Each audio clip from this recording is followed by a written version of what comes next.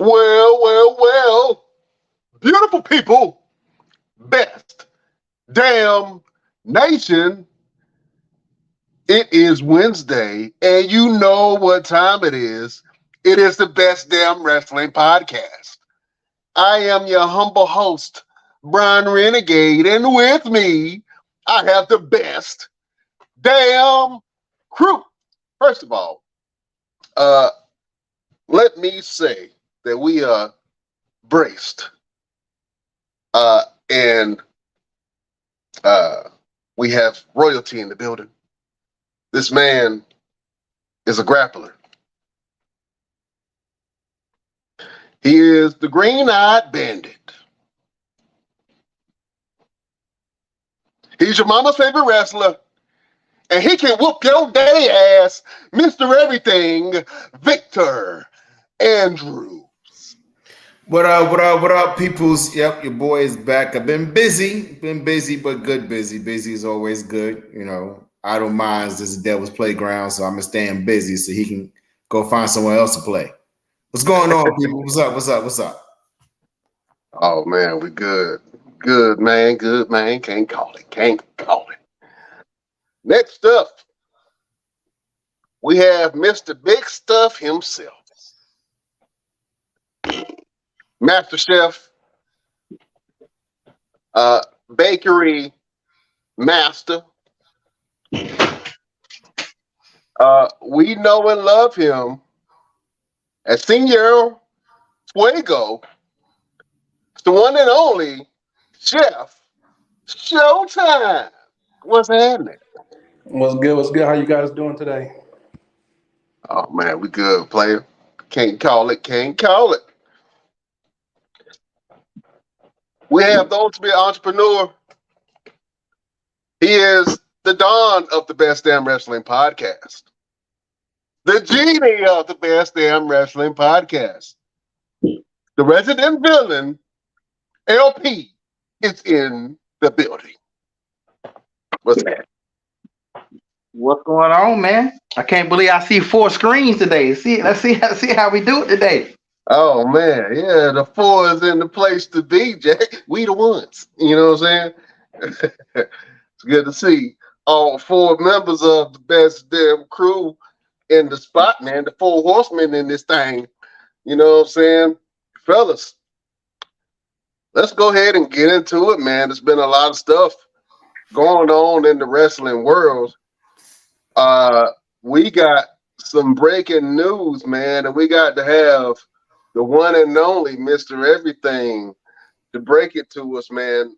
Mr. Everything, you got the floor. What's happening, my friend? So we have to start the show off a little bit solemn today. About an hour ago, we've got news that legendary wrestler, WWE Hall of Famer Terry Funk has passed away at the age of 79. The source of what actually happened has not been revealed yet, and truthfully, I don't care. That's one of the things I never could understand is when people say, "Oh, such and such passed away." Well, how did he die? Who cares? Who cares how he died? As long as it's not a virus that's going to spread around the world and create zombies, who cares? The man is gone. So we want to say rest in peace to the legendary Terry Funk. Thank you for paving the way for so many professional wrestlers out there. He was a pioneer. He was a road maker. I mean, you think about anybody from Mick Foley to Mark Briscoe to the Briscoes, who all kind of emulated his style.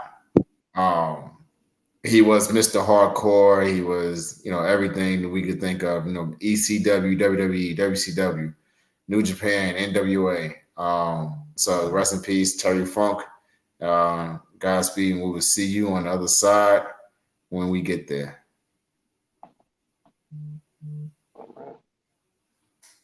Rest in peace to the legendary Terry Funk. Let's talk about it real quick, man. Do you have a favorite Terry Funk moment, Mr. Everything? Man, actually, I honestly don't. I didn't really follow much of Terry Funk's career, truthfully. I just know from being on the road, hearing stories, seeing matches with him and C.W. Anderson, just hearing stories from him and other guys who actually trained under Terry Funk. I want to say one of the biggest ones is Terry Funk and Dusty. I want to say was one of the biggest ones that people would always talk about, and just hearing and seeing people just kind of follow his style is amazing. I mean, that's when you left a mark on the industry or just on the world period, when people want to follow the style that you've done and try to do the things that if they see you do. So yeah, man, that's pretty much all I got right now. Oh man, let me go out to the best damn nation, man. If you guys have any fond memories or matches of Terry Funk, just go ahead and put it down there in the comment box. Let people know what was your favorite Terry Funk moment. And we all at the Best Damn Wrestling Podcast want to say Godspeed and rest in peace to the legendary Terry Funk. Man, sorry to end it on a kind of somber note. You know what I'm saying? That's not the direction that we wanted to go with, but you know what I'm saying? Potatoes. Yes. Oh man, Mr. Everything. I'm gonna run it back to you, man. We're gonna talk about some other things that's been happening in wrestling. Hold on, before I get go a little bit further, man. I wanted to point out this picture, man. We all heard about the Montgomery Brawl and this. The group The New Day. They've always found a way to kind of poke light of a lot of situations, and I can say that the New Day has always been pro progression and pro black. I remember when the Black Lives Matter thing was going on, they had the wristbands and the armbands that had to be Black Lives Matter logo on it. And then they kind of found a way to kind of slide social issues or media or entertainment news into their promos in a lot of ways. But I wanted to point out this picture that popped up of Xavier Woods and Kofi Kingston holding these white Montgomery Brawl, Alabama chairs, man, the white folding chairs. LP, we talked about it last week, man. You said you hated Xavier Woods' new hairstyle, man. He's kind of look like Milli Vanilli over there. What's going on? Giving us Milli Vanilli vibes. You know what I'm saying?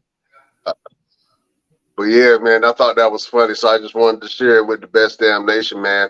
And I didn't get a chance to do it with you guys last week, man, but this year marks 50 years in hip hop, man. And we got to talk about this dope spread that happened, man. We got Busta Rhymes, Method Man, and 50 Cent all in great shape, mind you. All these guys, they look like they will be a great faction. Straight up. But, they're celebrating 50 years of hip hop. Fellas, I just want to go around the room real quick, man, and just kind of mention some of our favorite hip hop songs. And let's do this even further. What has been some of your favorite rappers or stars in the hip hop world that's collaborated or in some type of way with wrestling? You know what I'm saying? For instance, I'm going to go ahead and mention the great Snoop Dogg, who is a WWE Hall of Famer.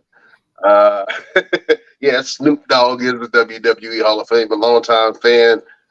He's even been involved in a couple of segments. Most recently, man, last year, I believe it was last year, he saved a segment with The Miz and Shane McMahon, where that was different. Yeah, where Shane McMahon's quads blew out, man. He looked like a transformer like he was a break dancing Ninja Turtle. You know what I'm saying? Blew out both of his quads. He took 2 steps, took another step, just folded back. It was horrible. But Snoop Dogg kind of saved that moment, man, and did a Snoop Dogg people's elbow, which was kind of funny, man. But Snoop Dogg is definitely a part of hip hop, and he's a huge WWE fan, man. Fellas, let's go around the board. Let's talk about some of your favorite rappers that crossed over into the wrestling territory. Let me go, LP. You say what now? The rappers that became wrestlers, or wrestlers became rappers? No, rappers that's kind of made their presence known in the wrestling world. Like I just gave you an example of Snoop Dogg, man. How Snoop Dogg kind of dabbled in the WWE and now is a WWE legend. Talk about some wrestlers, some of your favorite rappers that's kind of stuck their foot into the wrestling entertainment world. Well, I mean, if I'm gonna be the villain, I'm gonna be the villain. So if we're gonna talk about wrestling and rapping, let's talk about that culture vulture. John Cena would have to be John Cena would have to be listed in that category. Dr. Thugonomics himself, who had a platinum rap album, who had a lot of black friends that used to come out there and rap with him. I don't know where they at now. You know, I gotta give that to the Dr. Thugonomics. Oh man, hey, you know what? He might be the best rapper wrestler of all time. You know what I'm saying? I think I would give it to John Cena for that one. Yeah, And yeah, he did have a platinum album, which is crazy to me. A lot of people don't even know that John Cena has a platinum rap album. That's pretty crazy. Let me go over to Chef, man. Chef, who are some of your favorite wrestlers that kind of stepped foot in the wrestling ring? R-Truth. R-Truth? Yeah, man. That boy beastie. R-Truth I like is John Cena rapping. John Cena sucks. hey man, he still got his entrance on, man. I wish I could show. Have you guys seen that South African video? I think it was a South African video of a politician. I guess he was running on a political platform, and he used John Cena's music at the end of it, and it was like fireworks and all kind of confetti floating around. I was like, man, that was dope as hell. I like how they did that. I thought that was interesting, man. Also, let me give some love to Wale, man. Wale, who also has Wale Mania adjacent to WrestleMania every year, where he brings out the hip hop community and mixes it with the wrestling world, man. Wale is a huge wrestling fan, and he's a great rapper, man. So I gotta salute Wale for that. Man, let's go ahead and get into some more stuff, man. Well, before we do that, I got a list of rappers that's actually stepped into a WWE forum in some kind of way. So really quick, gonna run through these as fast as possible. Coming in at number 10. Hold on, the phone's doing something crazy. Coming in at number 10, Ice-T. Ice-T went to the ring alongside the Godfather during his entrance in WrestleMania 2000. I get it. number 9 at WrestleMania 5, Run DMC went out there and performed during WrestleMania. So that's amazing. I didn't remember that. Lonzo Ball. Lonzo Ball is a rap artist? Oh, a wannabe rapper. Oh, okay. Well, I guess what a wannabe made his wannabe self in a wrestling ring. That was a dumb segment that he had with the Miz. Let's not forget about that whole debacle. Fred Durst, who was legendary for doing Undertaker's biker persona music along with Limp Bizkit. Salt and Pepper. made an Really? appearance at WrestleMania. Said it was the one of the worst WrestleManias of all time during their performance. It was out there with Bret the Hitman Hart. Let's see, MGK went out there at number 5. He actually got involved and got slammed through a table off the He got entranceway. powerbomb. Yeah, by I Kevin remember Owens. that. I Yep. remember that. Yeah. Flow Rider has always been instrumental in WWE. He's had some music plays, especially when they go down to Florida and they do things out there. Flow Rider's always been like number 1 to kind of get picked up. Wale, as we just mentioned, came in at number 3. Snoop Dogg came in at number 2, Sasha Banks' cousin. Let's not forget that. And at number 1, we cannot forget this man because he's been doing a lot lately. Bad Bunny has been doing some things. And let's not also forget Mr. 305. His music has been utilized a lot in WWE whenever they would go down to Florida as well. So Bad Bunny. 10. Bad Bunny is a damn rapper. Huh? He's Y'all a not, Spanish rapper. y'all not gonna put Bad Bunny on no hip hop list. I'm sorry. Look, this is not my list. This is a list I found on Google, on the internet, on the World Wide Web. This is You what can't they say said. that. You can't say that though, LP, because he's a Spanish hip hop. Yeah. Him reggaeton. So that's yeah. And if we want to mention wrestlers that were rappers, we have John Cena, R-Truth. Macho Man actually did a rap He song. did do a rap album in the early 2000s. Hulk Hogan. We all call him Terry now. No one calls him Hulk Hogan anymore. We call him Terry. Let's call him who he is. And Conan actually did a rap album as well. So they're all your rappers of the world who were either a wrestler or got involved in wrestling in some kind of way. And that's just WWE. Let's not forget the independents in AEW who try to bring in guys like Rick Ross, Stevie J and Meek Mill and all of them. So there's a lot of guys out there that's actually had their opportunities in the wrestling world. Oh, and let's please forget.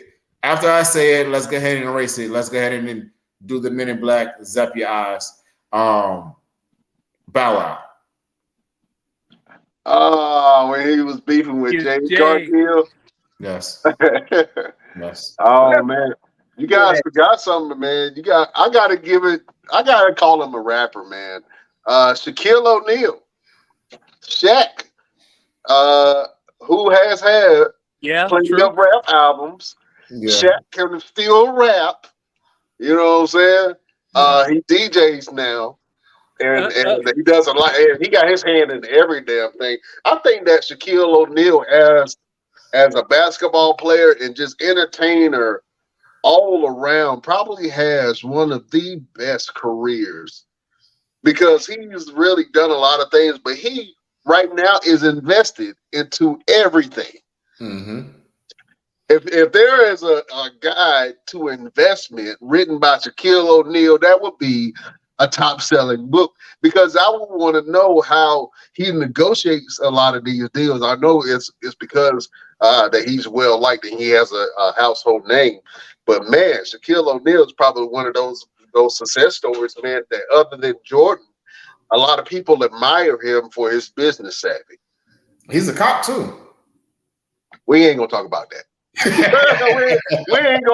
We're not going to allow that Shaquille O'Neal, big ass, and the police. You know what I'm saying? Next, you about to tell me he's an ordained preacher, and if hey, he would have a mega church for real. He would. He would have a mega church for real. Oh man, listen, there was something that happened on Monday Night Raw. The last time we talked about Raw, man, we saw the WWE heavyweight champion Seth Rollins being attacked by Shinsuke Nakamura. A lot of people were trying to figure out why he attacked him, and I said it was plain and simple to me. Shinsuke wanted to be in the title picture. Shinsuke is tired of sitting there watching and playing the middle card.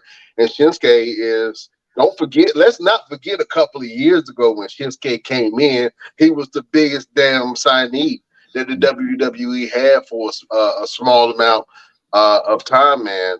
And he really made a huge impact when he came in. So a lot of people are kind of downplaying Shinsuke as a legitimate threat, but Shinsuke is definitely a legitimate threat. And, with the introduction of Pat McAfee to SmackDown, when Pat McAfee was on SmackDown, he really highlighted Shinsuke Nakamura in his career and got the fans behind Shinsuke even more. So now Shinsuke is trying to find his footing on the Raw brand. He attacked Seth Rollins. They were asking him why he did it, and what he whispered in Seth Rollins when he kind of explained why he did it. He wanted to be in line. Seth Rollins was like, "Man, if you wanted to be in line, the only thing that you had to do was ask." But we know that stuff don't go down like that. You can't just ask. But there was something that Shinsuke Nakamura had whispered in Seth Rollins' ear.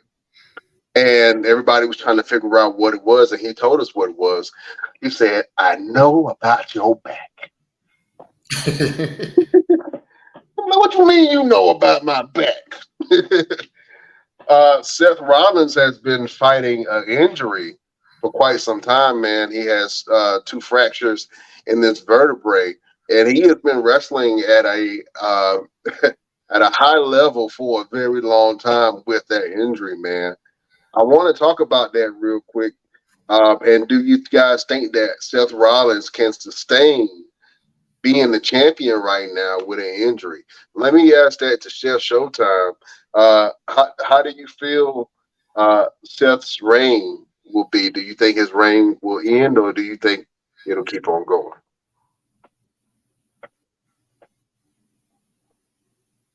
Yeah. I have a feeling they're gonna keep it going because they're not gonna take it from Seth right now.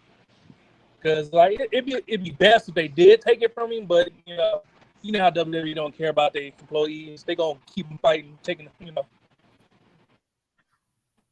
Yeah, man, I can kind of see that. LP, who do you think should be the successor to Seth Rollins on Monday Night Raw?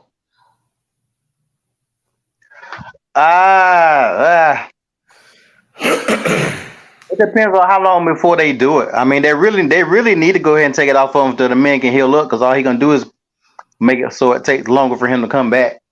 I really want Gunther to go ahead and get his little reign, and then he need to go ahead and get it, because like he done No. let me say this clear, especially with Chef on the line. And y'all can argue with your mamas and your daddies and your greasy grandpappy. Gunther is the best champion on both shows. You look at this man matches. He ain't really been having no bullcrap easy wins. This dude has been having some hell of, even with Shorty G. That was a hell of a damn match. Like every match he has put out. Like y'all say what you want to about Roman. Roman has not had a hard match in a very long time. They'll make it look close, but Roman could have really killed Sammy. He could have killed Jay. Let's keep it a buck. They make it entertaining. Roman matches are entertaining, but look at all the other champions. Tell me another champion. Even Seth. Seth has some alright stuff, but not even Seth is second.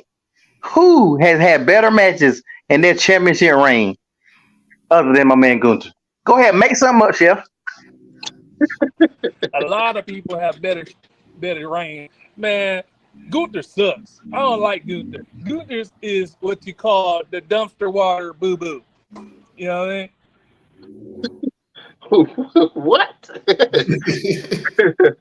I gotta agree with LP on that, man. I think that if you're going to take it off somebody and give it to someone who's going to have 5-star matches every time, I would definitely give it to Gunther. Gunther versus Chad Gable or Shorty G, as LP just named him, had a knockout, drag out, clinic of a fight where Chad Gable really put it to Gunther. I think that crazy enough, I think that Chad Gable was Gunther's toughest match, just because of his wrestling ability, and then his low center of gravity. It seemed like that Chad Gable really had Gunther's number on a couple of times, man. And I think that they had a really good fight. Gunther doesn't miss when it comes to his matches. So if Seth Rollins had to drop the belt to somebody, I could definitely see it being Gunther. You know what I'm saying? I would love for Shinsuke to get that belt. I mean, I think that would be cool to have a man of Asian descent and a woman of Asian descent as champions at the same time. I think that'd be the first time that's ever happened in the WWE. To see that. So, and then Finn Balor is still around, vying for opportunity, and Damian Priest still has the briefcase. Drew McIntyre is in a tag team picture right now with Matt Riddle. Funny enough, the New Day gave Drew McIntyre and Matt Riddle a nickname. You guys want to know what it was? What was it? Mac Riddle. Like the Mac Riddle? But Mac Riddle? Yeah. Mac. Yeah. Yeah. I thought that was pretty. I thought that was kind of creative, LP. You ain't like the Mac Riddle name? Man, I'm gonna tell you, I damn near want to turn the channel anytime the New Day come on. I'm sorry, I'm just not. I'm so tired of Roscoe and tap dancing Charlie. Like, do they change it and really do something, man? I'm not thinking about no New Day, man. To me, they are some damn jokes. They when Vince wants somebody to tap dance, he called a damn New Day. Make me laugh, boy. Do that jig. Until they do something else, man. I don't know. I'm sick of that. And definitely with them damn braids. Come on, man. Ain't no way in the hell he put them braids in his head and he thought that shit looked good. He's trolling. He got to be trolling. Well, he could be preparing for something else. I think the braids, Xavier Woods is one of the guys that does like the Comic Cons and all that. So expect him to pop up somewhere with some kind of crazy costume or something. There ain't nobody in anime, cartoon, or movie that he can portray. Unless he could be young. Don't do that. He could be the Predator. He could be Jumpin' Jack Flash, Whoopi Goldberg when she was Jumpin' Jack Flash. I was about to say Whoopi Goldberg in the color purple. Now, wait a minute. Now, what if they go on a Milli Vanilli type run with the tag team and start stealing other people's moves? You know what? That would be entertaining. No. I would like that. I do think they about to get the belts back though. Which, to be honest, they shouldn't get the belts back. They should really be trying to push other people because there's too many tag teams. But KO and Sammy don't need it. They need to go ahead and do their own separate stuff. They're KO back. They need to split up. Like every time KO's, I know I love KO, but every time KO's in the ring, I just be waiting for him to betray Sammy because it's coming. Yeah, I feel it, and I was thinking about that yesterday. I was like, they are on a great run. Matter of fact, they were in, I believe, was it Quebec? Oh, where were they at? Montreal. Was it Quebec? Montreal. Yeah. I think it was Montreal. It was one of the Canadian cities. But they were in Canada, man, and Sami Zayn came out to a thunderous applause, man. And I had just said on the last podcast that Sami has definitely lost a lot of steam. But seeing that on Monday Night Raw makes me think that people still are getting behind Sami, and if they have a good storyline on Monday Night Raw, then Sami Zayn should be a part of that in some type of way. Now, for some strange reason, Sami Zayn and KO have been like the protectors and saviors to a lot of wrestlers like Seth Rollins and and Cody Rhodes. It's the weirdest thing. I don't get it. And to me, I think that they should go ahead and either split the belts or put it on somebody else. And give Sami Zayn a singles run. You know what I'm saying? I don't know, man. I'm kind of losing faith in the whole Sami Zayn thing. But to be honest with you, that reception that he got on Monday Night Raw made me think that, you know, a lot of people still love Sami, man. And then if they doing something right, if they need a successor to Seth Rollins, I think putting the belt on Sami would be a good thing.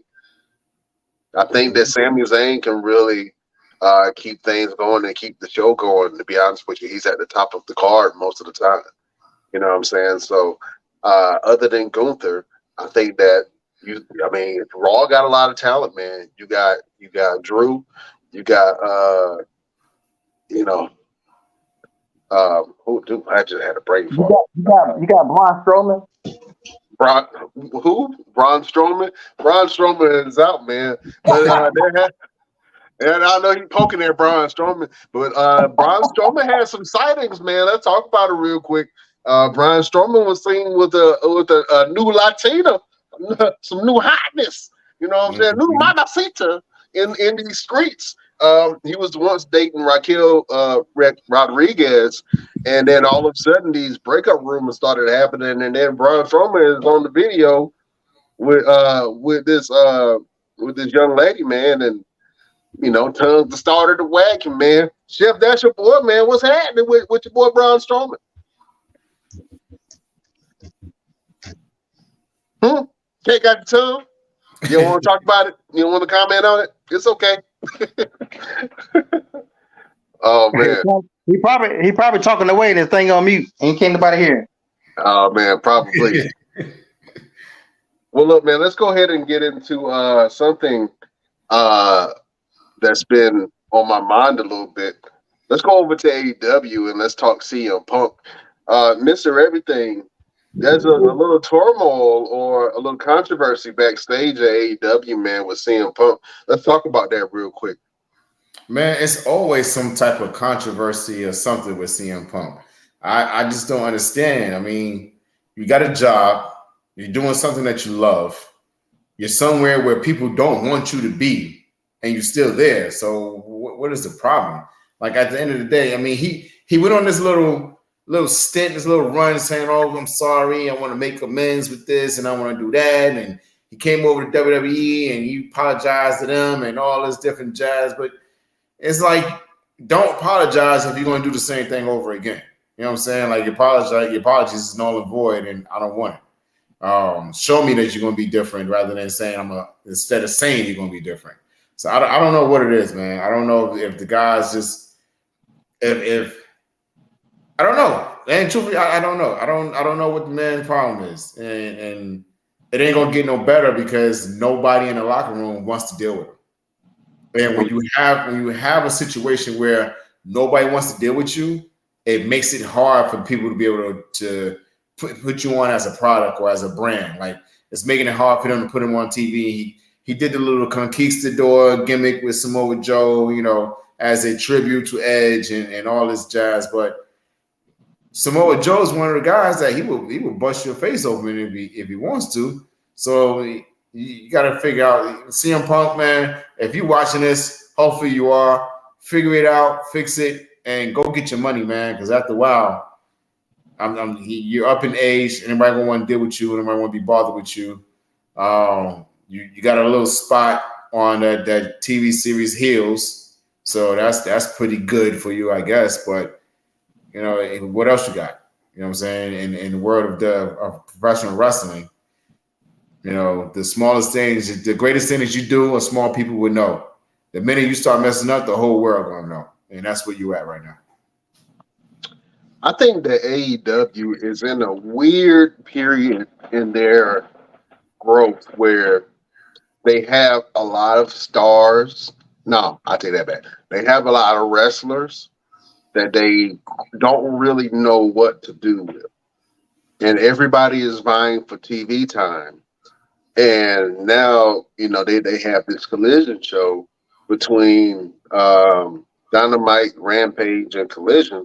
You're trying to find places for all of these people that you hired on and brought on. And then some other wrestlers that are not doing as much are being brought down to Ring of Honor. No slight to Ring of Honor, but they don't get enough TV time. You know what I'm saying, for the product to be as good as it is. So they're in a weird kind of transition period where both of their champions, their main champions, CM Punk and MJF, are very controversial figures. And I think that they are doing that for a reason, but will that be the downfall or will that be the triumph of AEW? You know what I'm saying? I think, to be honest with you, MJF does a lot more harm than he does good. Why you say that? Main reason I say that because the mentality behind, because there's no respect on the belt right now. okay, There's so many belts in AEW, and as far as his belt, people just want to beat him. They don't even care about the championship. They just want to beat MJF, which all credit due to MJF for making it his, right? But he says some things that are very damaging to the ego of Tony Khan and the AEW team. It's like having a unexploded grenade just sitting in your bedroom. And every time you go to sleep, you don't know when that bitch gonna blow up. So it's like, you know what I'm saying? And then CM Punk is the same thing. You hear in a lot of stories backstage that a lot of people don't get along with CM Punk, or that CM Punk has this list of wrestlers that he doesn't want to be on his show Collision. You know what I'm saying? So, and you know, that's weird to me. That's a lot of power. That kind of almost goes back to Impact and when Hogan had power, or when Hogan had power in WCW. You know what I'm saying? That kind of reminds me of that a little bit. Who do you see as a bigger draw, MJF or CM Punk? Let me go, Mr. Everything. you definitely got to go with MJF because he's on TV. And I look at MJF as like a new age Stone Cold. Like he goes out there and talks mad trash, and he goes against the grain of his bosses and superiors. And there's a lot of people out there, especially now, maybe more now than the Attitude Era, who really want to go out there and say, you know what? Screw you, boss. I ain't doing what you want me to do. And you keep talking. I'm gonna tell your wife that you're sleeping with the secretary, and I'm gonna tell the secretary that you got connections with the drug lords, with the janitors, and all this different stuff. Like, that's MJF. CM Punk is the guy that's just having issues backstage, and it's not it's not showing on TV. Like, it's not something where you're tuning in and say, okay, I want to see what CM Punk's going to say today.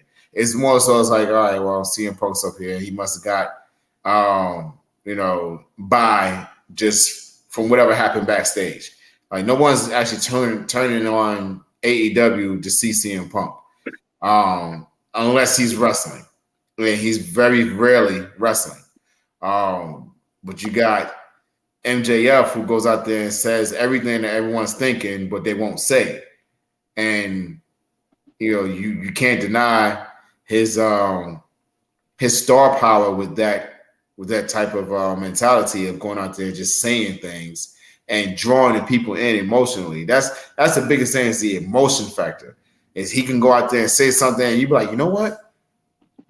I feel the same damn way. You know what? I ain't going to work tomorrow, but I'm still going to be there. You know what I'm saying? And that's MJF. He said, screw you, I ain't coming to work tomorrow, but I'll still be here.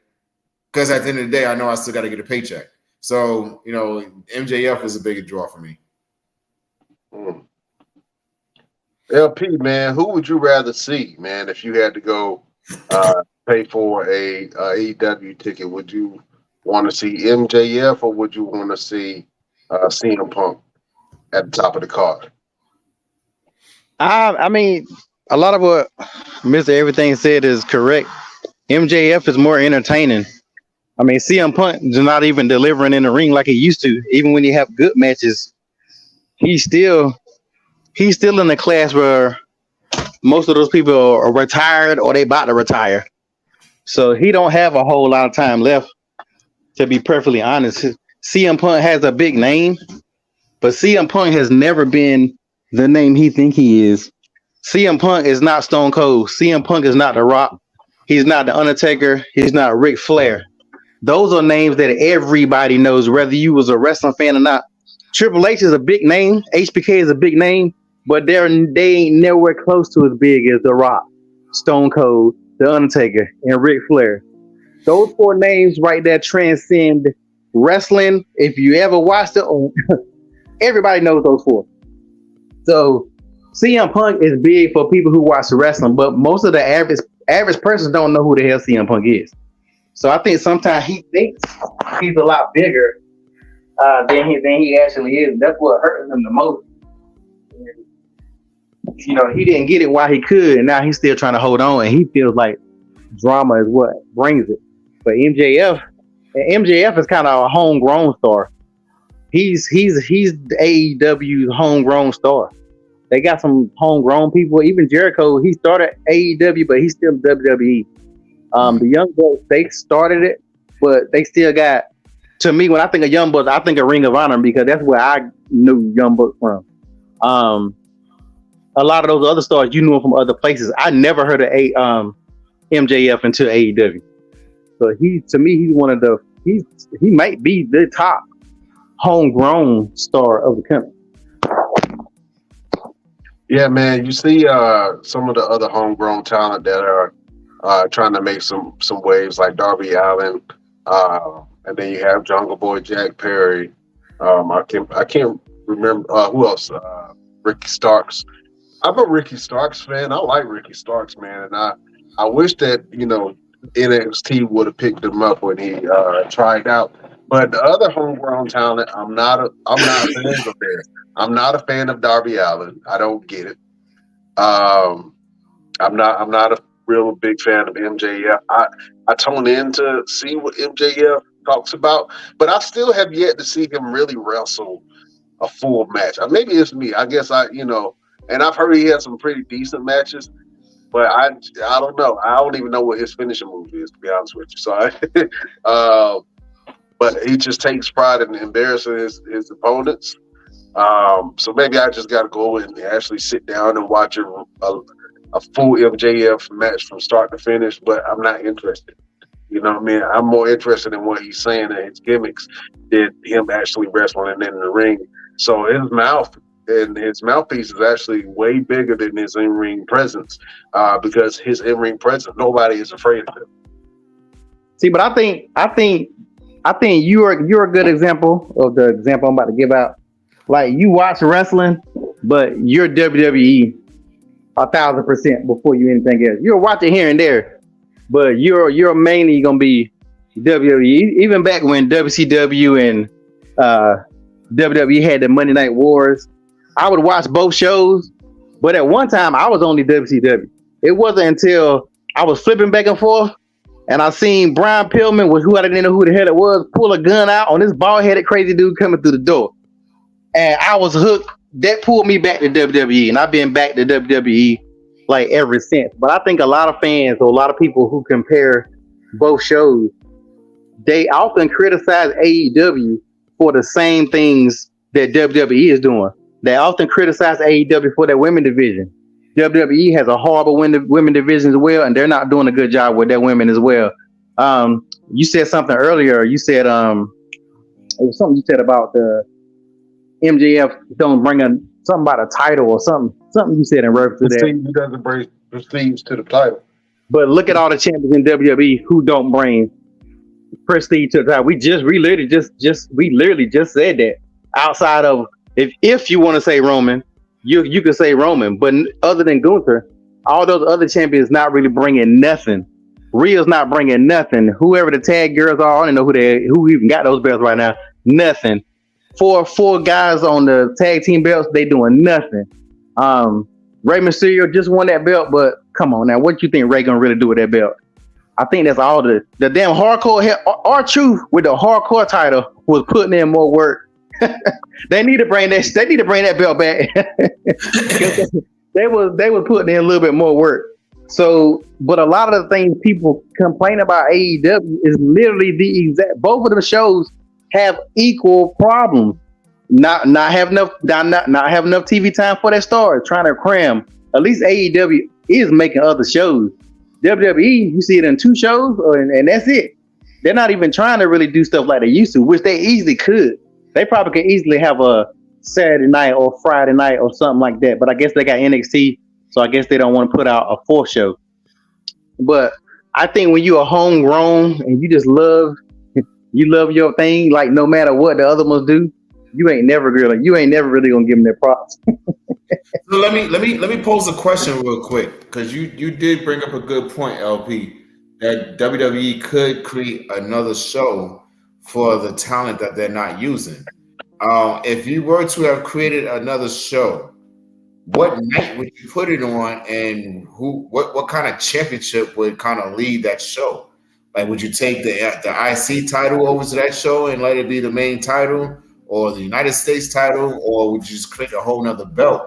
Which, we talk all the time about having too many belts and not enough talent to be able to utilize it or bring any type of prestige to it. But so if you were to bring another show, what night would you bring it on? Because you got to think about it. You got Monday, you got Friday, you got Wednesday with NXT, and then Wednesday is also AEW. So you got to think about it in terms of viewership. How many people are going to actually watch on a Saturday night, especially if that's the premium live event nights as well. So which night would you put it on, and who would be your top stars in terms of that show? I would put it either on a Saturday or I would put it on a Sunday. You got to think Sundays work because look at pay-per-views. So you definitely can't say nobody will watch wrestling on Sunday. And even if you did on Saturdays, I wouldn't do it at night. I would do it during the day. I'm not expecting it to be on the same level as SmackDown and Raw, but you remember back in the day when we had damn near wrestling almost at any given time, and it could be like an hour show or a 2-hour show just to give these other guys what did they used to have. It wasn't Shotgun Saturday. I ain't thinking about Shotgun Saturday. I remember Saturday mornings. It was They used to have Shotgun Saturday nights, but they did used to have something during the morning. But the one in the morning was mainly like a recap show, but they would have some matches in between it. But they really could put a show on Saturday or Sunday, like a 2-hour show. And I would either take the US title or the Intercontinental title and let that be like a main title over there, or I would bring back an old belt. I would bring back the European. If you look at the matches the European Championship used to have, shout out to D'Lo Brown, the greatest European champion of all time. But they used to have some real great matches with that belt. Bring that belt and let that be over there because they have a ton of stars that could easily wrestle on another show. And just so people can see them and not try to shoehorn everybody within 3 hours. WWE probably got what, like maybe 80 wrestlers, maybe? I don't know the number. Let's just roughly say 80. Raw is 3 hours, SmackDown is 2 hours. That's a lot of people to try to cram in a week. And it ain't like 1 week you got these people. I don't want to see no more matches with KO, Sammy, and Cody versus the damn Judgment Day. I don't want to see no variation of that. No damn more. Like, please, for the love of God, stop. So that's the stuff like shock the world and let somebody else be the main event, of something. But like those are the problems that they have that nobody talks about because WWE can be like, well, y'all gonna watch it anyway. Y'all gonna complain about it, but y'all still gonna watch it. You might stop watching it, but you're gonna come back. And that's why I originally thought the good part of AEW was because that'll make WWE step up their game. And I think at one point in time they did. But I think now, they were a little bit afraid of AEW. But like now they're not. So they're just like, it's gonna be what's gonna be. We're gonna do what we want to do. If you watch it, you watch it. If you don't, you don't. We're not gonna change. And that's the biggest problem that I think that Triple H. I would love to have 30 minutes with Triple H. Just 30 minutes, and just say what I got to say. he might pedigree me or tell me to shut my black ass up when I get done. But I would still love to just have a good 30 minutes and like, bruh, Like this is, I said the same thing about John Cena. I would love to talk to John Cena and be like, man, this is why I don't like you. And I would tell him, I would tell him the things that made me not like him and the things that he did, and this stuff that why fans turned on him. I was a huge John Cena fan, but I would tell him the things that fans, the real reason why they turned on you. But they don't care. They gonna do what they want to do. They really don't care what the fans want. The fans can beg all they want to about the LA Knight shit, but the LA Knight is not gonna be where everybody want him to be. He gonna be right where he at. That's a prime example. Mm. And You don't think that? Go ahead. in terms of LA Knight, I think the way his stardom is, I don't think the fans are ever going to turn on him, no matter what WWE does. Like, I think he's going to be one of those guys who just has that polarizing effect on the fans, kind of like when The Rock would come out, and didn't matter what he said or what he did, they were still kind of behind him in some kind of way. And I think LA Knight has that same ability to be able to walk out. As soon as his music hits, it's immediate eruption. It's not many guys that's on WWE now who, when their music hit, you get all the crowd just kind of standing up going crazy. You got some that they'll sing their songs or whatever, but nobody really has that ability to draw the fans from that first little note that everybody just comes out and see like, oh, it's LA Knight time. Yes, I'm here. I'm with you. Yeah. That's all they want to do. They just want to get up and say yeah. And I think that's a big thing that happened with like The Rock and Stone Cold, who would have those one-liners that drew you in and made you want to say it. Like Stone Cold's what? Everybody says it. They still say it now. And I think that's the big thing for LA Knight, is having that one line or that one word that makes you be like, yeah, I want to be involved. I want to be invested in this, because that's really cool to me. And like, you can't even say LA Knight without saying yeah right after it. Oh, if I can. LA Knight. Yes. LA Knight. Yes.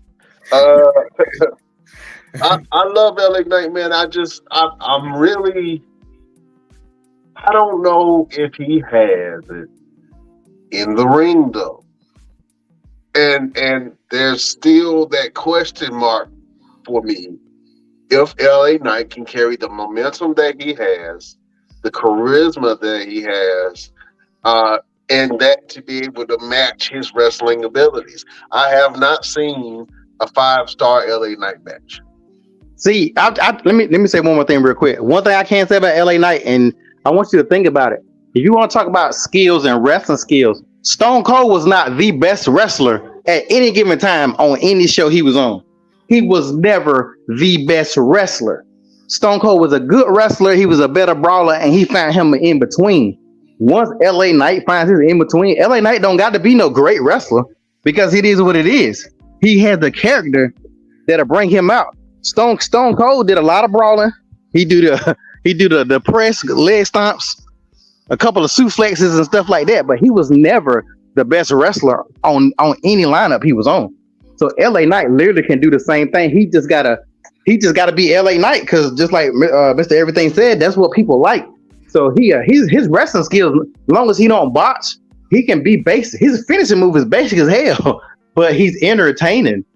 I mean, The Rock was very athletic. But would you ever say The Rock was the best wrestler on the team? The Undertaker, was he the best wrestler? So it's not about being the best wrestler. Chad Gable is the best wrestler. Kurt Angle was like one of the best wrestlers. Even Jericho, was he the best wrestler? Being, with wrestling, it's never about your skills. Shelton Benjamin was the best wrestler, but that didn't mean shit, because Sheldon didn't have no character and stuff like that. So I think LA Knight gonna be all right. He just gotta keep being LA Knight. Yeah.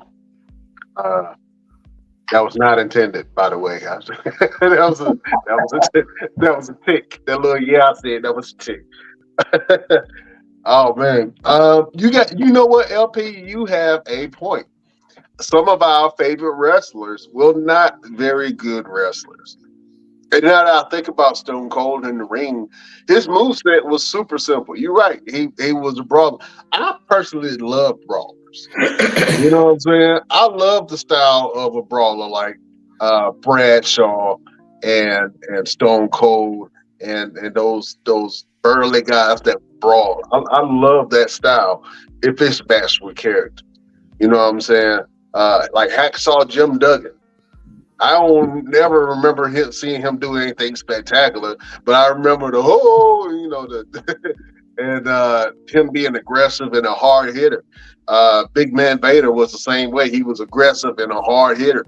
And I love those brawlers because they make you believe, right? It ain't about technique. It ain't about style. When they hit you, you gonna feel it. They make you believe it. And I think that's what Gunther has a little bit of that we love is that strong style or that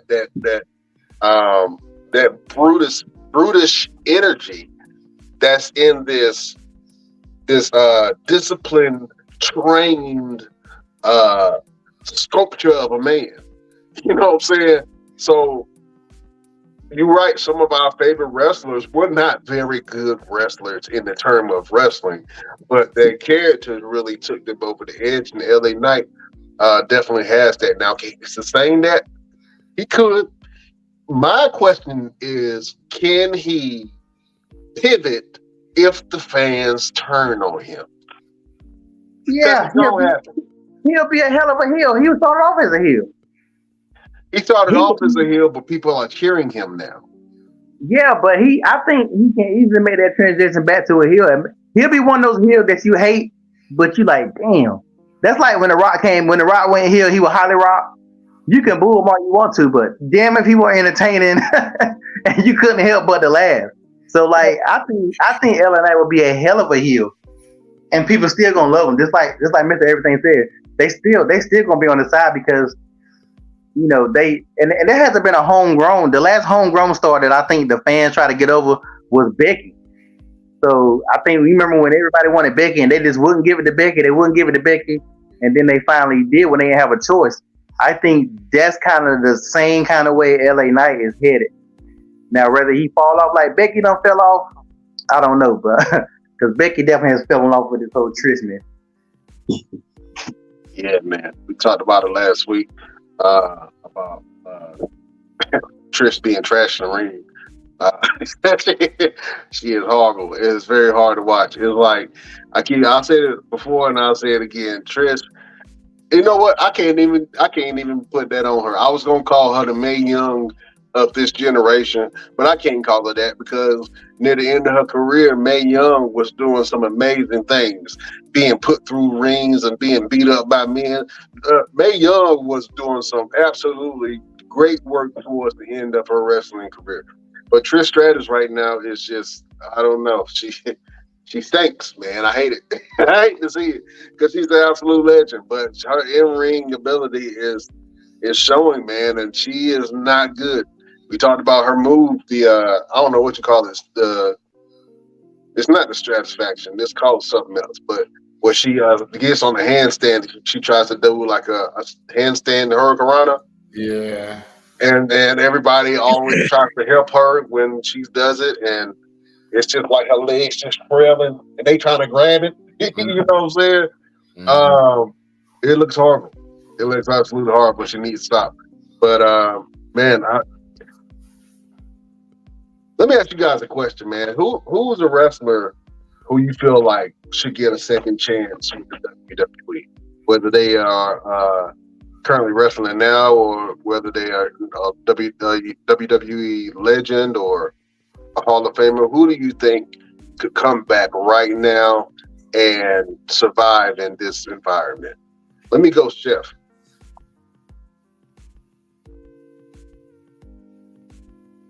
LP. Chef. I probably would say Rusev, because much like I said before, Rusev was somebody who was over, and they just would not.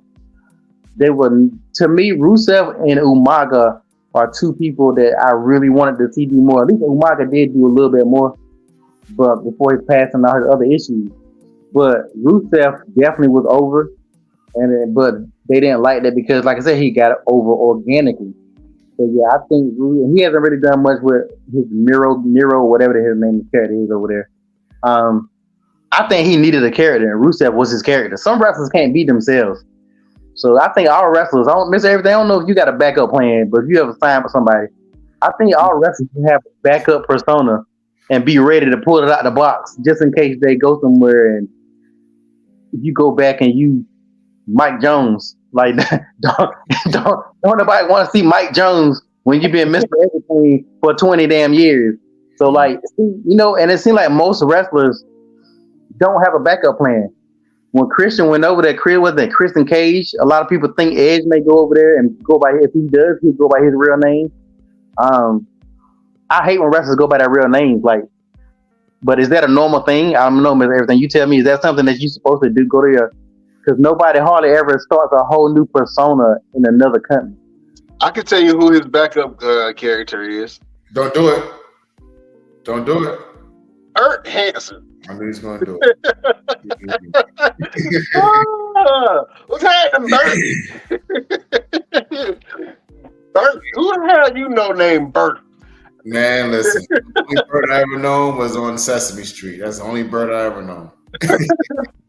But to answer LP's question, that is something some wrestlers actually do. They actually do go by their real names. Some because the character name that they've gone by for so long is probably copyrighted by the company and owned by the company, so they can't utilize it. And then if you think about it, the name that they had on the Indies or before they got signed is probably not as strong and entertaining as it is now. I mean, look at John Cena. If he was to go back to wrestling and go to another company, ain't nobody going to look at him as a prototype. Let's just be honest. Nobody's going to say, oh, yeah, that's the prototype. I can definitely see that. That's why it's so easy to kind of go in with a name that you have. Like AJ Styles. He came in with the name AJ Styles. For me, I've been told that my real name is very strong and can be utilized. I mean, that was told to me by Triple H that he loves my real name, but he's willing to go by the wrestling name because that's what people recognize me as. So you got to look at what do they really recognize you as, and then whenever you make that transition to something else or a different character, what is actually going to be strong enough and good enough for people to say, you know what, I can definitely see that being his name. And you can't go wrong with your real name because you was born with it. People they know it. When you Google Edge, his real name comes up. So he was to go to AEW and wrestle under his real name, they'd be like, okay, yeah, that's definitely him. But I know him as Edge, but I do know him as this as well. Yeah, you also see a lot of wrestlers who make the transition and then they go to their real name. Like the Big Show doesn't go by the Big Show anymore. He goes by his real name. Paul Right. Paul Wright. I just heard a advertisement for it's a big Oasis pool party that they having out here in Phoenix, and the Garcia twins or the Bella twins are hosting it. So they went back to their name Garcia, but they still put the WWE moniker in their introductions to let everybody know who they are, because they made that transition and changed their name from Bella to their real name, which are the Garcia twins. A lot of people are starting to do that, but I think a lot of people want to build that barrier between who they really are and who they play on TV. You know what I'm saying? And then for some people, it just works for them to live the character, because other than that, they can just be who they are but amplified. You know what I'm saying? But the problem gets in between when the line of reality is kind of muddled between character and who the person actually is, especially if their character is some type of a villain. Mm-hmm. You know what I'm saying? And we see that a lot of like Dark Side of the Ring, where some people actually try to live the persona of who they are for years, and that is told by the actions that they do outside of the ring. For instance, Ric Flair was Ric Flair 24/7. You know what I'm saying? Ric Flair was who he was, and although his character was really loosely based off of who he was, amplified. He kind of muddled the line between who's the Ric Flair character and who am I really. You know what I'm saying? So for some people, it's good to have that character and that facade. When I'm goofy and making faces and all that stuff, that's who I naturally am. But when I'm renegade, it's kind of turned up a little bit. So it's just what it is. You know what I'm saying? Real quick, funny story in terms of someone trying to live the character, and it really is a character. Al Snow. When I had a chance to sit down and talk with him in Colorado, he told me the story of how he would go to shows, not shows, restaurants, and be Al Snow. And he would literally go to the restaurant and order his food and order food for Head, the little mannequin, thing that he had with him. He would order food for the mannequin and be sitting there and hold conversations with the Head and everything. And he said he's got kicked out of a lot of restaurants because it just looked weird. And people like, this guy looks crazy, but it was just him living that character. So when you saw him on TV, it was relatable. You knew exactly who he was. But it was just one of those things like, okay, enough is enough when you showing up and you ordering 2 meals for you and this mannequin who's not going to even eat the food. Right. So that does bring up a good point. And people who actually live the hype of who they are on TV. Yeah, man. But if you ain't living the character, just do who you is. Maybe it might work for you. I think the LA Knight, the character LA Knight is who LA Knight kind of is, but amplified a little bit. You saw him play a couple of other characters, man. He was Eli Drake, and then he was LA Knight when he came to NXT, and then he got pulled up the main roster, and now he was Max Dupree. And then they kind of shedded that character and let him be who the LA Knight character actually is. So, I think that we see a real superstar in the making, man. I hope that they keep giving LA Knight some adversity, because if they put the belt on him too soon and he doesn't deliver, then they're gonna be like, "Oh, see, we told you he wasn't the guy." Yeah. When in actuality, he very well could be the guy. And I think that they should keep on denying him championship belts and let him really put on amazing matches, let the fans get him over, and then give him a Kofi Mania moment. Mm-hmm. And I think for LA Knight, I think he's trying his hardest to like his in-ring ability is really good. He has really strong in-ring ability. I think he's trying so hard to make what he does in the ring match up to what he says and does on the microphone in terms of his character. He should. He have his moments where he's slipping off the ropes and he's doing that. Like the match he had with Sheamus was going great until the spot where he went to go leap to the top rope and it ended up falling on the outside. And, they went back and it was like, get it again. They actually got it that time, but it was still kind of like, a little wobbly there. So I think if he just kind of dial it back a little bit, get what he can do perfectly with no problem over, and then bring out the big stuff, then that would draw. And that's we always say less is more, and it's more about emotion over motion. So if he can go out there and work a headlock for 5 minutes and make it look entertaining and really good, once he does like jump to the top rope or something, it's going to make it look like even spectacular, because they were like, oh wow, I didn't know this man could do that. Like, I have stuff that I've done, and I'm actually going to share a video in a little while on the Best Damn Wrestling Podcast Facebook page, where I can do a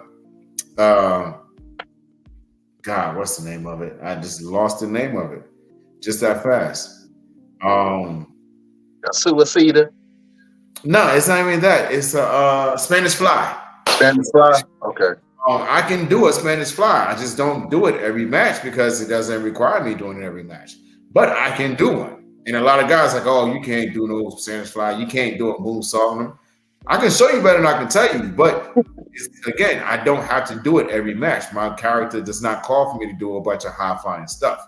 So I think LA Knight just has to dial it back just a little bit, do what you can do great for a little while, and then when you have those big match moments where you got to pull out something a little extra, pull out something a little extra. Right. I definitely agree with that, man. I think he's on his way, man. You know, the people are definitely behind him. I think that the front desk is seeing that. I mean, the back office is seeing that he's undeniable. So we'll see if they, do something with him. I think that the opportunity that he got to win the Battle Royal at SummerSlam should have been with some type of stipulation or a title shot or something to make it make sense. But we'll see, man. I think that they should go ahead and try to put the U.S. title on. You know what I'm saying? I think if they do that, then they get a gauge and see how he does with the championship. And if he is the guy, take over the reins and take over the company. Mr. Everything, man, thank you for joining us. Let the beautiful people know what you got going on and where can they find you. Absolutely. You already know I'm always wrestling. I'm always somewhere. This Saturday, I'm in Dunn, North Carolina, taking on Trey Havoc for the next level heavyweight championship. Next week, I am in, what is next week? It's the end of the month. I'm local somewhere. I'm local somewhere. I'm not going too far. And then I got to go back to Arkansas on September 9th. Take on DJ Brown. And then at the beginning of October, I'm going to Montreal, Canada for the very first time to go and wrestle out there for a couple of days. So that's going to be exciting and very fun. I just got accepted to another magazine for modeling. So once that drops, I will share the link for you guys to be able to purchase it either digitally or on print. If you buy the print version, and you happen to see me somewhere, I will sign your print version. Just let me know, hey, Mr. Everything, I bought the print version. Or if you want to mail it to me to have it be signed, I would do that and I would mail it right back to you. I would put all the information in terms of how to send it to my business, my mailing address. And that's pretty much it, man. Just making moves. Kind of get this personal training thing going. That's something we're going to talk sidebar and kind of push that a little bit. What we talked about before. Other than that, man, just being Mr. Everything everywhere. Oh man, it's good to hear that, man. Where can people find you, man, on your social medias? Absolutely. Go to Instagram, Roosevelt Conyers LLC, and go to my TikTok. In the words of Brian Renegade, TikTok. Go to my TikTok official _ Mr. Everything and see all the crazy workouts that I put up there. Transitioning my TikTok into just workout type stuff, but it's so hard to not put up the funny stuff. It's so hard. But I'm trying. So just go take a look and see what I got going on. I know you do reaction videos, man. It'd be cool to see you do reaction videos to like gym fails, workout fails, and stuff like that. I think that'll be cool. You know what? I'm gonna do that. I'm gonna do some with the gym fails, workout fails, and I'm gonna attempt the workout that they actually failed at. I like that to show the correct way to do it. Yeah, I think you got something there, brother. You got something. Mr. Brian Renegade El Capitan with the good old idea. You know what I mean? I keep an idea too. You know what I'm saying? What you got going on? What could the beautiful people find you at, bro?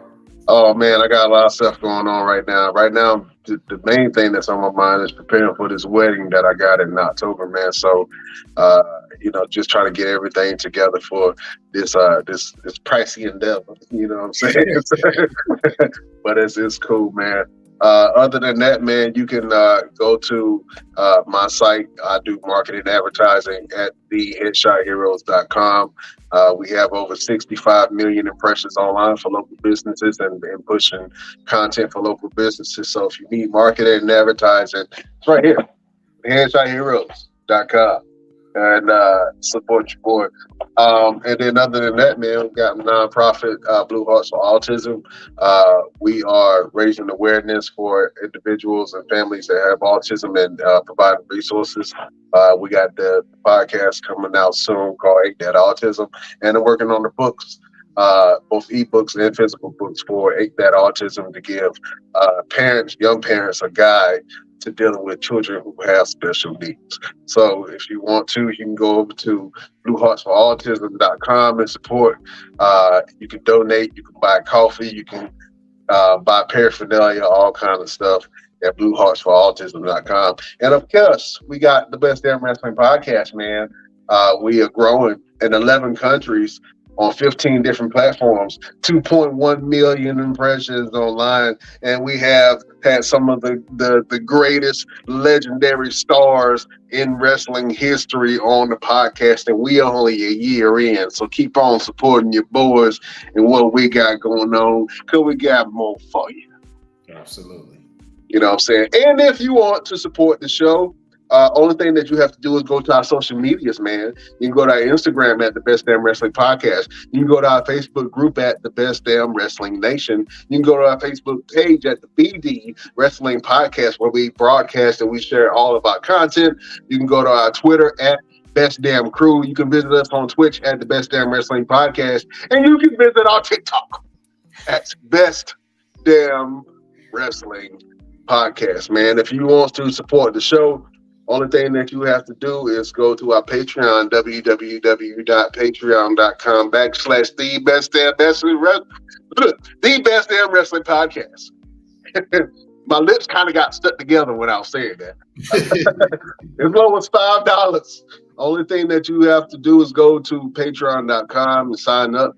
And you can support your boys for a little as $5. We got all kind of behind the scenes footage, knickknacks, paddywhacks, special episodes, all that jazz over there at our Patreon, www.patreon.com/the best damn wrestling podcast, man. Go over there, sign up and support your boys. You know what I'm saying? We is growing. We is growing. Oh man. Listen, Mr. Everything, you know we do this each and every Wednesday. We got to give the people a word of motivation. We got to give the people a word of advice. We got to give the people something to get them through their work week, and when they dealing with them badass kids and their annoying ass co-workers and their overbearing boss. Give the beautiful people a word from Mr. Everything. So I'm not very religious. I'm a little spiritual every now and then. I really don't listen to gospel music. That's just my preference. But for some reason, this song came into my heart yesterday, and I had to put it on the speakers and blast it on my way to work. And that is, Jesus will work it out. If you let him, he will work it out. And I really felt that yesterday. And I actually sent it to my mom, and I sent it to my sister and a friend of mine's. And I was like, yo, this is my heart song for today. And my mother called me and she was like, why'd you send me that song? And I was like, it was on my heart. Why? She's like, I really needed that right then. She said, I'm dealing with a lot, and I really needed to know that everything that I'm dealing with will be worked out. And, so just let Jesus take care of it. Don't worry about it. It'll get worked out. If you got bills, God got it. If you got stress, God's got it. If you got health issues, God's got it. Kids getting on your nerves, God's got it. Husband and wife getting on your nerves, God's got it. You got $1 to your name, God's got it. So don't worry about it. It'll all get worked out in the end. We'll work it out. Yeah, I like that. I like that, man. That's a good word. Preaching today from Mr. Everything, Victor Andrews. That was a good word, man. Amen, my brother. You know what I'm saying? Amen. I think my final word would be the inspiration that you want to see in your life. Be the inspiration that you want to see in your life. sometimes we don't give ourselves enough credit of how much power that we actually have, how much influence that we actually have, how many people actually look up to us for certain things and look for us uh, when when we're not even present. You know what I'm saying? So sometimes it's hard to go through your day and try to get some motivation. I listen to a lot of motivational tapes and stuff, and it's kind of hard to give yourself motivation throughout the day. You know what I mean? But sometimes you just got to be that inspiration that you want to see in your life. You know what I'm saying? Start doing something a little bit every day to better yourself.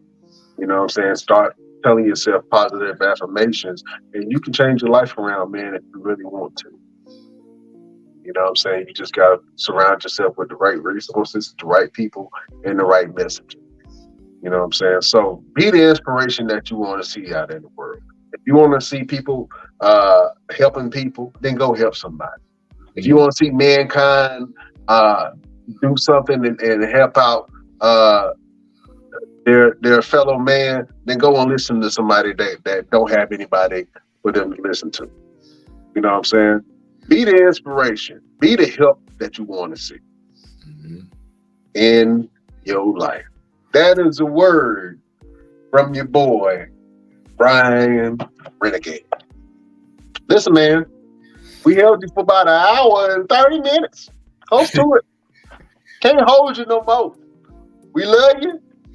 Thank you for joining us on this beautiful Wednesday. You can check out all the episodes of the Best Damn Wrestling Podcast on every platform: Spotify, Google Podcasts, Amazon Music, Audible, anywhere that you can get your podcast and that you listen to podcasts. Go and listen to the Best Damn Wrestling Podcast and tell your grandma, tell your uncles, tell your mammy, tell your cousins and them about the Best Damn Wrestling Podcast, man. We got something good going on. You know what I'm saying? Get you a slice of this pie before it's too late.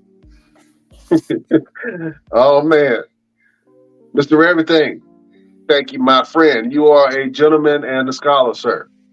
Well, thank you. You are the El Capitan of all capitans, and we couldn't do this without you, brother. Better know it. Hold on real quick before we leave, man. I know we played it on the last podcast, man, but I got to just go ahead and see if you have a name for this move, man. The fans are adding names onto it, but we got to get the official name for Mr. Everything. So let me play this clip of Mr. Everything doing this fantastic move and beautiful people. I want you to go back, watch this clip, and give Mr. Everything some ideas of a name for this move that I think should be either his signature move or his finisher, but we'll see. Take 3 seconds out of that, and it takes to pin somebody where you're like, you're going to have to take some. But again, what does that put Victor Andrews in this? I mean, he just took the number one contender to the limit. Look at this. Oh, he's got him up. Nathan Cross in some real trouble here. Round and round we go. Oh, my God. With no hands. That's making me dizzy. And oh, that was nasty. And still only a 2 count.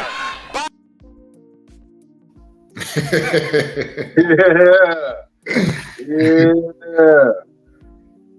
Man, listen. Everything but kick the thing. I first saw Cesaro do that move, and I was like, "Yo, that's dope." And I'm starting to use it a lot more, and I'm using it on bigger guys too. I just did it this past Sunday in Charlotte, and yeah, I don't have a name. Maybe Revolutionary. I like that. Yeah. A little something. But yeah, Best Damn Nation. Give me a name for that move, man, and tell me if you want to see me do it a little bit more often, or or how big of an opponent you want to see me try that on, because your boy is strong. Okay, let me tell you something. Let me tell you a little story. Your boy is strong. Okay, the legs are powerful. The back is strong. Okay, 3 kids for a reason. Strong. Wrong. Yeah, you gotta say it with a C. Strong. And I got another move. Once I get the video, I'll send it to you. It's a triple Samoan drop. And it's I pick the guy up, I hit one Samoan, I roll backwards, and I lift him up off the mat, deadlift, straight flats, and stand up with him on my shoulders and go for a second one, and I do a third one. And I call that my KO can because it takes a lot of Dragon Ball Z energy to be able to do that. I like that too, man. Maybe, just an idea. Maybe you could finish that last one with like a Samoan driver. I think that'd be really cool. 2 Samoan drops and the Samoan driver to end it. Oh man, that's dope. Yeah, I like it. I've heard that before. That's going to. CW has actually told me, he was like, yeah, do something different at the end. Maybe a DVD. You know, maybe you could draw that. I was like, you know what? I'm gonna give that a try. But I just been so invested in the triple Samoans because it's like, you know, standing up with a man your size or heavier off the mat, flat, is just, you know, astounding all in itself. So we're gonna give that a try. I dig it, man. I want to see it if you do. So, you know what I'm saying? You should definitely record that. And then we're going to get some more footage of Mr. Everything in the school of everything. You know what I'm saying? Practicing some moves and doing some workouts. So, Mr. Everything, if people want to go see your workout videos, where can they go? Go to the TikTok. Go to the TikTok right now and see my workout videos. I'm going to redo my YouTube pretty soon. A lot of it's just wrestling matches, but I'm going to start putting some training videos up there. I actually have a young lady that I'm going to train tomorrow, her very first day of training, and she is going to be, well, hopefully the world's not listening, but if they are, she is going to be my trainer. She is going to be my trainer. So when she debuts, we're going to shock the world. And grab the horn, the deer by the horn, the bull by the horns, and ride that wave as long as we can. She's a power lifter. She does competitions, and she's amazing. And she's going to have her very first day tomorrow. And let's see how much she actually can withstand with training with Mr. Everything. Question. How does Superstar Rome feel about all this? Have you talked to him? Have you consulted him at all about his replacement? Ada Pepe. Ada Pepe. Ada Pepe. Ain't nobody scared of him. Ain't nobody scared of them boys from Chicago. I'm Chi-Town. Okay? He do what I tell him to do, unless it's gonna be trouble. I did talk to him and tell him, you know, he's got to be focused in school. I'm keeping him focused in school. I think he's wanted to transition into boxing. He's been doing some trainings with me, and he's amazing. He catches on really fast. So I'm gonna try him out with boxing for a little while, just for the self-defense aspect and the discipline aspect. And when me and his mom sit down and have a conversation about how well he's doing, maybe we'll bring him back to the wrestling. Maybe we'll bring him to the local shows. So you guys stay tuned. You're only gonna know if you watch the best damn wrestling podcast. What's gonna happen? We're not gonna post it. I'm not even gonna post it. You're only gonna know if you're watching the show. So, want to know Superstar Rome and where he's going to return and have his grand re-debut and come back to wrestling. You got to watch the best damn wrestling podcast. Alexa, play the best damn wrestling podcast. Siri, play the best damn wrestling podcast. AOL, dial up, all of it. All of it. Connected to everything. You can make some smoke signals. Play that podcast. That's it. That's right, man. Hey, listen, man. Follow Mr. Everything and everything that he got going on. Follow your boy Brian Renegade and see what I got going on. And follow our show on all our platforms to see what we got going on. On the next best damn wrestling podcast. Bye-bye, bitch.